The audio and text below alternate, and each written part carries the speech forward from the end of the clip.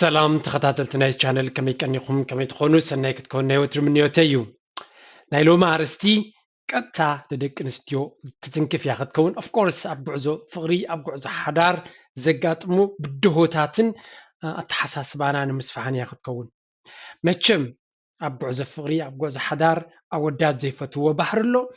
اوال زيفتو بحرلوا بحر دمالو نايلو من ريارستي مبزحتم دقنس دق تبعتيو ويكا اودات ኣብ ሂወቶም ካብታ ዝፈትዋን ዘፍቅርዋን ዘይደልይዎ ነገራት ወይ ከዓ ቀጻሊ ዝደጋገም እንድሕር ኮይኑ እዚ ኣብቲ ዘሎ ፍቅሪ ይኹን ሓዳር ዓብ ስምብራት ክህልዎ ዝኽእል ምስትውዓል እንተተወሲኽዎ ግን ክፍወስ ዝኽእል ነገራት ኢና ክንርኢ ስለዚ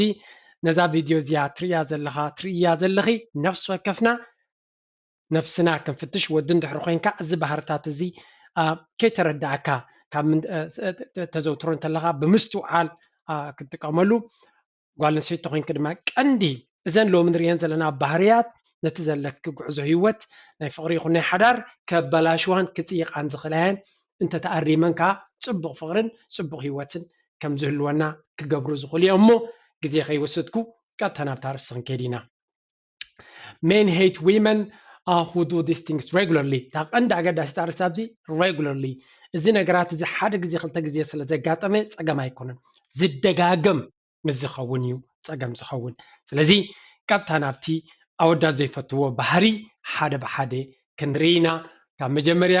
እዛ መፅሓፈይ ዘይትፈልጥዋ ወይ ዘይረኸብኩማ እንተለኹም ኣብ ዌብሳይት ኣለኩም ከይትኩም ረኸብዋ ብዛዕባ ፍቅሪ ብዛዕባ ዝምድናታት ኣገዳሲ ቻፕተርስ ኣለዋ እሞ you can learn from it too. So let's go now. Point number 1. Always nagging over time. مچم حنت كابتي بزعق زي ترى بحري عبد القنستيون اب كل عين عبد القنستيون دي اجن ابناتنا ونفلاي ترى غزيا هيبننيو انت ها غزيا زي بالكان عاي مسايكت على لا يدلني خا مسايكت كيد يدلني خا غزيا مسايكت تطفى يدلني خا زبل جربا دارغا بزعق زي زدغاغم اب كل عين حدار ندك تبعتيو حنتي بتدغاغم سمعوا صقميا تخون زيا repeatedly asking a guy to spend more time with her is something that most couple fight about. So نمبزحتو سب حدار فرزولو متعمتي تبده نطبيها زيا بتك عندي دليت نايتا قوال نسويتا أبزارس زي صبق قعز فقري صبق حدار نمهلاو إيو زخون مبزحتو كزي تقند دليتا صبق هيوات نكهلوا ويكا صبق قعز فقري نخهلوهم إيو انتخونه a guy is likely to see this as a needy and clingy behavior انتحرزي بز بحرزي غزي مسات في قلقل زبزح كوين كنت ود انتايد مسلو صقعتنيا قوال مخانكيز مسلو بزي نسو زخونه خد قبر زي تخلي ناتك نجر كتمرح زي تخلي ابناتك هيوت ون بيز كوينكي لنفسك بيز خقبر زخ النقرات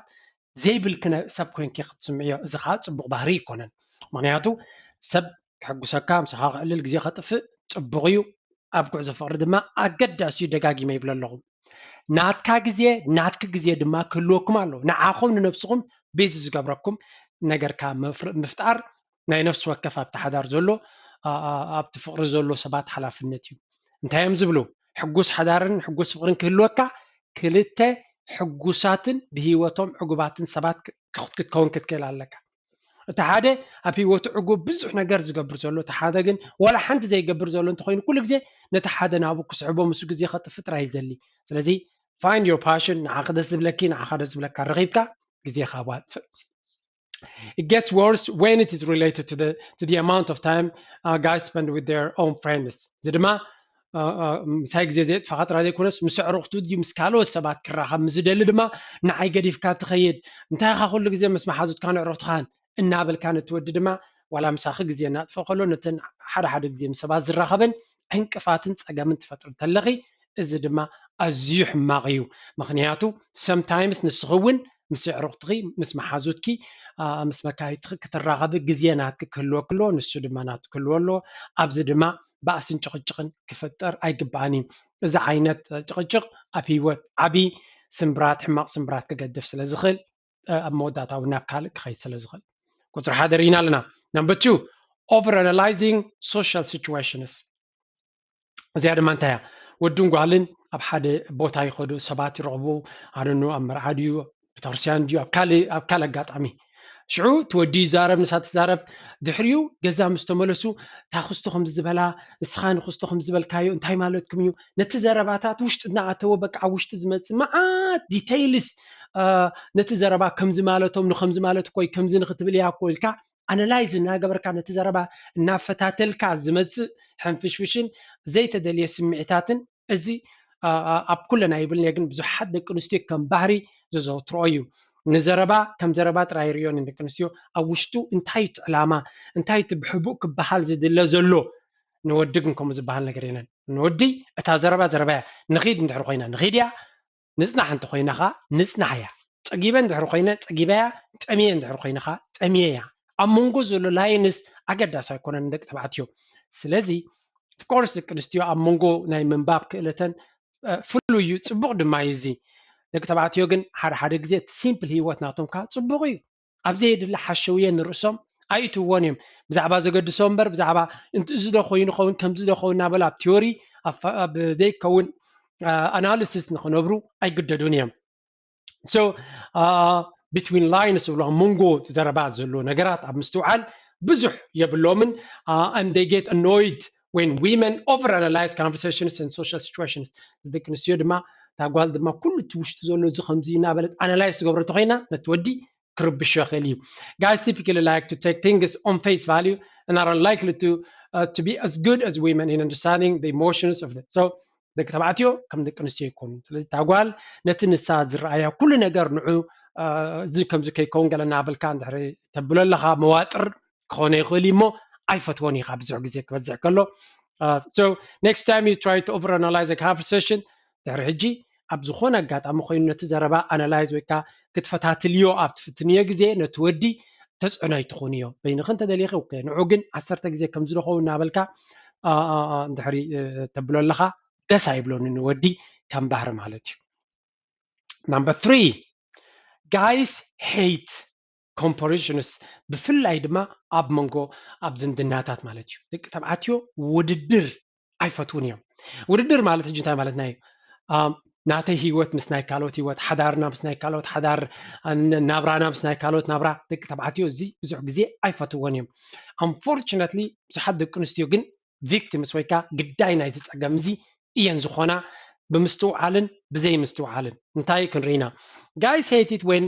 women compare their own relationships with those of other couples so በብዛሕቲ ግዜ ትወዲ ምስ ናይ ካልኦት ሓዳራት ክወዳደር ኣይደልን እዩ ንሱ ሂወቱ የለውን የሎ ኣወዳት ከምኡ ዝገብሩ የለውን ማለት ኣይኮንኩን ከምታ ጓልኩ ሰይቲ ክስቶ ከምዚያ ዝብሎ ኣይሳኑን እዮም ኣለዉ እዮም ካብ ርግፅ ዝበዝሐ ወዲ ግን ምስ ናይ ካልእ ክወዳደር ኣይደልን እዩ እንታይ ኢና ንዛረብ ዘለና ኣብነታት ክንበኩም ብኣብነት እንዲቕልል ዝበለ ልዋም and her husband are getting married coming summer when is ours ክስቶ መሓዛይ ልዋም መሓዛይ ሲ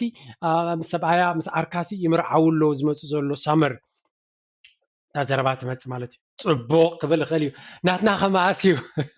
is the next question ስለዚ ንሳቶም ይምርዓው ኣለዎ ሓበሬታ እዩ ብጣዕሚ ፅቡቕ ቀልጢፍ ኢኻ ናብ ደቂ ኣንስትዮ ዝበፅሕ እዚ ሓበሬታ እዚ ድሕሪኡ ታሕቶ ትስዕብ ማለት እዩ ቀፂላ ተስፎም ንሰበይቱ ወርቂ ገዚኢላ እታ ሽሙ ገይርላ ከምዚ ገይርላ ናተይ ንዓይ ግን ዝገበርካለ ይብልካን ኩሉ ግዜ ክስቶ ከምዚ ገይሮም ኣነ ከምዚ ይረኸብኩን ከምዚ ኮይኑ ንሕና ከምዚ ይኮናን ዝብል ዘረባ ከምኡውን እንዳክስቶ ካልኣይ ቆልዓ ወሊዶም ንሕና ቀዳማይ ከይፈተና ወይ እንዳክስቶ ሳልሳይ ወሊዶም ንሕና ከምዚ ሓደ ወሊድካ እንተለካ ካልኣይ ዘይብልና ክልተ ወሊድካ እንተለካ ሳልሳይ ዘይብልና እናበልካ ምስ ካለ ማለት እዩ ከምኡውን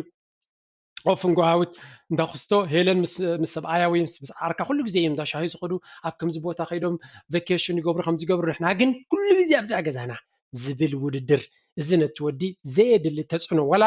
ምስ እንዳሓውኺ ምስ እንዳ ቤተሰብ ክውን እንተኾነ ከደወዳድሩ ኣይግባእን እዩ እዚ ዓይነት ውድድር ድማ ዝበዝሐ ወዲ ኣይፈትዎን እዩ ዝበዝሐ ወዲ ከም ሂወቱ ክነብር ዝፍትን እዩ ስለዚ ኩሉ ወዲ ኣይብልኒ ብዙሕ ወዲ ግን ኣብ ሂወቱ ከም ሂወቱ ክነብር ዝፍትን እዩ ሓደ የለውና ይብልኒ ግን ብሓፈሻ ናይ ደቂ ኣንስትዮ ባህሪ ናይ ምውድዳር ግን ዘይተደልየ ፀገምን ጎንፅን ምትህልላኽን ኣብቲ ሂወት ይፈጥር ማለት እዩ Number 4 ranting about womanly issues ሕጂ ሓደ serious topic ክንዛረብ ኢና እዚ ኸ guys don't like it when or girls rant about women issues such as hormonal mood swings, period pain, and other things related to biological cycles that women face. So مبزحت دقنستيو بزح ناي هرمون مقيار اللوان اب هيوتن بعبي دما اتي ناي ديتات ويكا منسترال سايكل زبحال ورح زقاتم نسو نبعلو حدا عبك عنزان تقمني زفتر سو ازياتهم كلهم تدميرهم بالنسيتي بزح سقاي بزح حمام بزح شقرات كلوا يغليو ازي حقنا يتفطروا املاخيكم غير فطيروا قال نودخ املاخيكم غير فطيروا نفسه كف دمنناتو صقم አለዎ ነናቱ ጸጋ ድማ አለዎ ሶ ሕጂ እታ ጓል ንስይቲ ዝጸገም እዚ ኩሉ ግዜ ስለ ዝደጋገም ከኾን ዝዋ ክሕማጥ ንቡር እዩ እዚ ተዞ ምስ ተወሊዳ ክፋል ናይ ህይወታ ድማ እዩ እቲ ወዲ ዋላ እኳ ክርድኦ ዝኽእል እንተኾነ ወይ ክርዳእ እንተፈተነ ሓደ ኣብ ሓበሻና ብዙሕ ወዲ ነዚ ነገር እዚ እውን ዘይፈልጦ እዩ ጽቡቕ ገይሩ ኣይርድኦን እዩ ምክንያቱ ብዙሕ ትምህርትን ተመክሮን የድልየካ ነዚ ክትፈልጦ ስለዚ 10 ግዜ ተጓል ብዛዕባ እዚ ተማሃር እንድሕር ኮይና እዚኣ ኻ ምኒኑ እዚኣ በቃ ኩሉ ግዜ ናይ ሽግር ናይ ፀገም ናይ ሕማም ናይ ቃንዛ ጥራይ ኢሉ ተቐነ ገይሩ ክጸልዓ ይኽእል እዩ ስለዚ ዘለክ ፀገማት ንሱ ክርድኦ ከም ዝኽእል ንዓኺ ካልኣይ ድማ ቃንዛኻ እኮ ብዙሕ ስለ ዝተዛረብካላ ኣይጎድልኒ እዚኣ ክነስተውዕለላ ኣለና ዝሕመካ ዘሎ ኣካል ብዙሕ ስለ ዝተዛረብካ ንኻልኦት ዳኢኻ ትሕምም ዘለኻ እምበር እቲ ቃንዛኻ ኣይጎድልኒ ምናልባት ሓገዝ ደልየ ደገፍ ደልየ ወይ ክዕርፍ ደልየ እንድሕር ኮይኑ ታርሲ ኢትስ ኦኬ ርዱ እዩ እዚ ነገር እዚ ግን በዘይ የደሊ ምኒን ምባል ነቲ ሰብ ኣብ ልዕልየኺ ዘለዎ ኣረኣያ የብሎ እዩ በቲ ድማ እቶም ደቂ ተባዕትዮ እውን ርዲኢትና ቁርብ ከነስፍሕ ኣለና ብፍላይ እቲ ኣብ ግዜ ወርሒ ዘጋጥም ናይ ኣዴታት ንሱ ብርቱዕ ተፅዕኖን ስቃይን ክህልዎ ስለዝኽእል ብዝተኻለና ደገፍ ክንገብር ክንርዳኣለን ክንፍትን ክንክል ኣለና እንተዘየለ ወዲ ስለዘይፈልጦ ኣይፈልጦን እዩ መብዛሕትኡ ወዲ ኣይፈልጦን እዩ ኣብ ገለገለ ነጥቢ ሰሚዑሉ ለወይ ገለ ግን ክሳብ ክንዱ ክርድኦ ኣይክእልን እዩ ኣብ ነፍስኻ ዘየለ ድማ ከምኡ ጌርካ ኩሉ ግዜ ክትርድኦ ይትኽእል ኢኻ ከምኡ ድማ ደቂ ኣንስትዮ ነዚ ነገራት ናይ ደቂ ኣንስትዮ ነገር እና ኩሉ ግዜ ተምፅኦ ኮይንካ ድማ ነቲ ሓቀኛ ቃንዛ እውን ከምዘይ ዝተማቕሮ ትገብሮ ኣለኽን ኩሉ ግዜ ሓሚመ ቆሲለ ትብል ጓልካ ብርግፅ ተፈታዊ ባህሪ ይኮነን ዋላ ወዲ እውን እንተኾነ ሓሚመ ቆሲለ ከምዚ ኮይነ ዝብል ሰብ ሓሚመ ፀይመ ዝብል ሰብ ኣይፈትዎ እዝጊ ይፈትዎ ስለዚ ነፍስና ባዓልና እውን ኣመና ናብ ሕማምን ናብ ሽግርን ኣይነትዋ እዚኻ ሓንቲ ነጥቢ ደቂ ተባዕትዮ ዘይፈትዋ ደቂ ኣንስትዮ ድማ ምስ ኩነታት ርአን ቸክ ክገብርዋ ዝግባእ ማለት እዩ Number 5 men hate unqualified advice እዚኣ ድማ በተደጋጋሚ ኣብዚ ምሕበል ዓለም ተጋጥም ኣርእስቲ እዚኣ እሳ ድማ እንታይ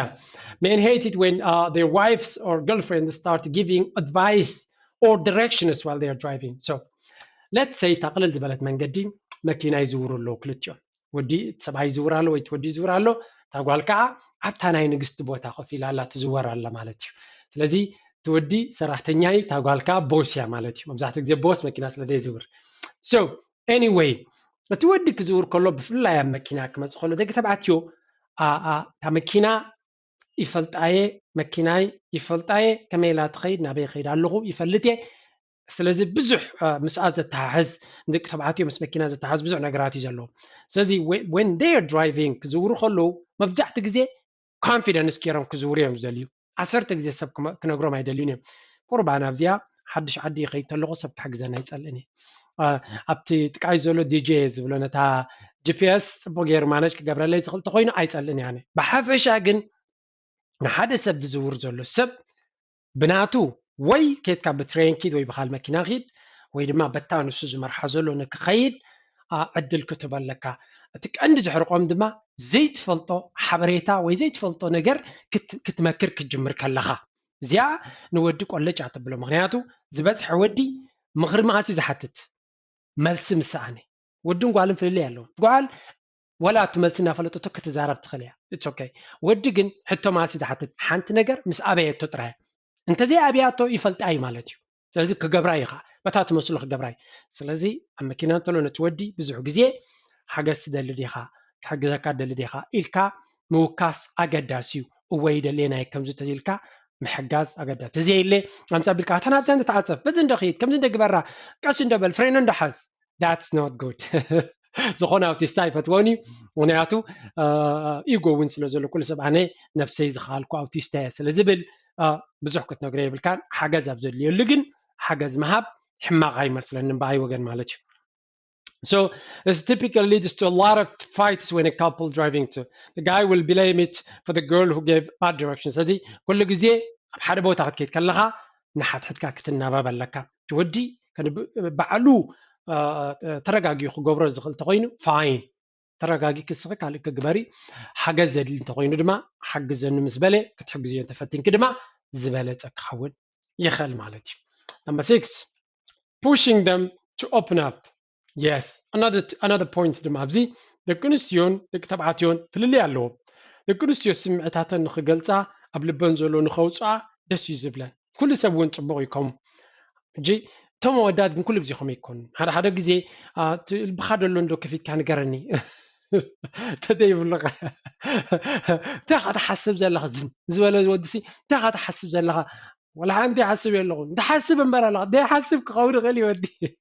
زي حاسب له غزي يلو وي سلازي هذا صقم اغاطيم ود بتعمي كتጨنيقو بحماق زلخ مسلك خلي كن اودات are quite different كابت دكنسيو مالتي سلازي ولا حماق اغاطيمون كله they could be okay they could sometimes ولا ابشك بحماق ነገር دحن كونو خولي سميتا ناي ود ناي قال قرب فللي يالو وي ابزي so انا كريو خلو مالتي so كاب تفلالي ጉዕዞ ህይወተይ ولا بحفشه كاب تزنبو دك تبعتيو ኢሞሽንስ የብሎምን ይብል ያለኹን ግን መብዛሕትኡ ግዜ ርግእ ዝበለ ነገር እዩ ዘለዎም ስለዚ ዝገልጾ እንተ ዘይብሉ ወይ ብዙሕ ነገር እንተ ዘይኮይኑ ኣመና ፀቕጥ ምግባሩ ኣገዳሲ ኣይኮነን ማለት እዩ guys hate it when the girlfriends or wives push them to open up about their feelings apart from the occasional concerns guys don't generally see the urgent need to vent so ብዙሕ ዝማረር ወይ ካብ ፀገማት ክገልጽዎ ዘለዎም ነገራት ከይህልዎም ይኽእል እዩ መብዛሕትኡ ግዜ ደቂ ኣንስትዮ ብዙሕ ኣለወን ዝዝረብ ብዙሕ ክዛረባ ከለዋ ድማ ወይ ብዙሕ ከብላ ከለዋ መፍትሒ ይኮነን ዘልያ ዘለዋ ክዛረበኦ ከለዋ ድሮ ተፈቲሑሎ ብዙሕ ትሽግራት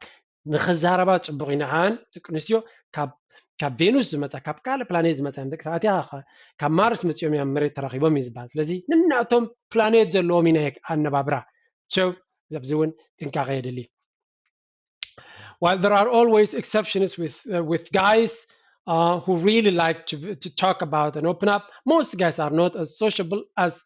compared to women. ስለዚህ ኩሉ ግዜ ኣብቲ ናይ ሶሻል ነገር ወይ ካ ስሜታት ካብ ምግላፅ ደቂ ተባዕትዮ መብዛሕትኡ ግዜ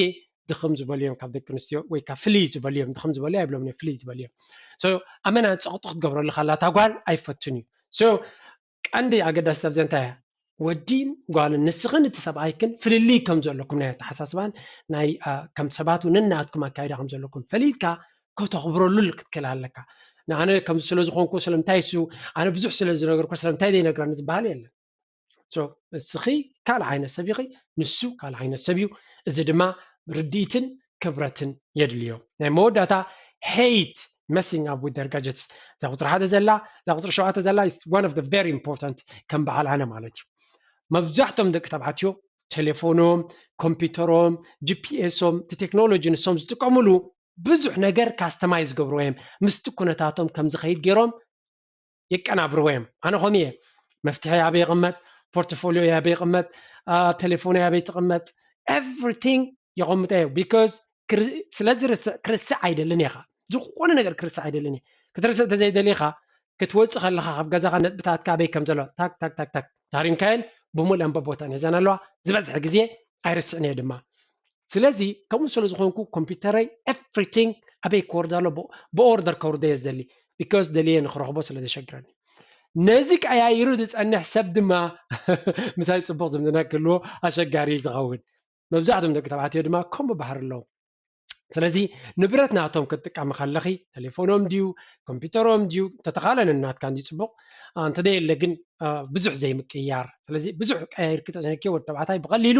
ናብ ሕርቃንን ናብ ዘየድሊ ነገራትን ክኸይድ ይኽእል እዩ ሎሚ ዋላ ዩቱብ እውን ኣሰሓሓብ እናኾነ እዩ ንናትካ ኣካውንቲ ክህልወካ ዘለዎ ምክንያቱ እቲ ናትካ ፌቨሬትስ and everything ስለዚ ቀያየር people will not feel comfortable ዓሰርተ ግዜ ካብቲ ናብቲ ክኸዱ ከለዉ መብዛሕትኡ ግዜ ናይ ካልኦት ሰባት ድሌታትን ባህግታትን ምርዳእን ምኽባርን ኣገዳሲ ነገር እዩ ደቂ ተባዕትዮ ድማ ኣብዘን ነገራት እዚኣቶም بزح تنساتهم زتقاملو بتنسهم زدليو نالبات كيت فتيه تخلي ግን كم تنسهم نعم زعوتهم زتقمهم زبلوه بوك خدس لزدليو بزح نعو زي مكيار أبنات كدما كمو زغير الكي كله أي جبان تي أنا نابنت أبناتي تكيدي بزح نجار كأي رايد لني مخنياتو كم تنا تيجي خسر سريعة تخطو اللي تخلي هيلا سلزامن كم دما سلزي بحفش أزن تاترينين مستوعب تراين زد لين عبيت نجارات يكونن نهيوت جن فعفع زتولو نعش نجاراتيو بفلاي نقعد فقرنا حدار نعش نجارات أزيوم مسبزحو ولا حانت كنت عرية ما يدخلني حانت عبا يصقم جيجا أنت جيركا بحدار سبي غرتاي للكا بحدار تنبر تخليها نعشت نجارات تأكيبهم كنت قال نزخونو جن يغرتاي حويامني مغنياتو نخندي غاغت حوي تسبسي نخندي يحد قد قبرالكا يغرتاي الكاس إنه كلهم كنت كيرا ما يدخلني سلازي زوم نعشت نولم زلنا حدا جنياتات أبتي مفراسنا يفقرن حدارن نساتهم يمو أتبيلنا خن حزومن كان وجدومن يحب يمكر مالتي زا فيديو انت فتيقما لايك أبوا ناب كالوت نخد باتصح ناب نعشتو ناب كالوت شير قبروا توسع لما ناتكم ريتو ناتكم حسفات دك تبعاتيو إذن بتاعت زياتن وي كالوت توسع وانتلكم برقص أبتكم كومين سكشن كم ببوين صحافو دقنستيو دما إذن بتاعت زياتن تقاوما وي تتقفان زرفينكن ريتوهن كسامعاكن دس بلاني I hope نزيار السغط فتوى كالار سكساب من الرخب دما تحنكون بلكم سسنايو تشاو